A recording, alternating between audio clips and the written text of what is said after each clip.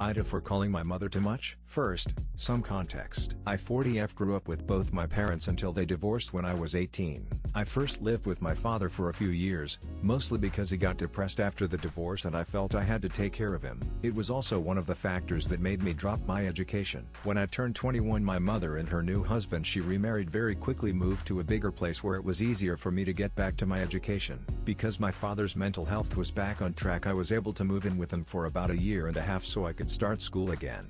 After that I went living on my own. A few years later my mother and her new husband moved abroad, about 9 hours traveling from where I live. In Europe this is considered far away. A few years after that my father died of cancer. My mother blamed me for it. I took care of him in his last days and had to make arrangements for his funeral. So I really couldn't deal with this, so I asked her to leave me alone. I did allow her to go to his funeral where she behaved like she was his widow even though it was her idea to divorce him back then. About a year later I broke up with my abusive boyfriend. My mother and her husband came to my house for a few weeks to help me out because I was very traumatized by what happened. After that I called my mother a lot because I got scared in the evenings. I noticed she didn't like getting called so much almost every day. So I toned the calling down and just relied on myself and a few very good friends. I healed mostly from my trauma and I have a very good partner now. Fast forward to now, my mother and I still are in contact, but I'm the one who always has to call. I call her about every 4 to 6 weeks and she thinks I'm calling her far too much. I went to her place for 2 days 2 years ago,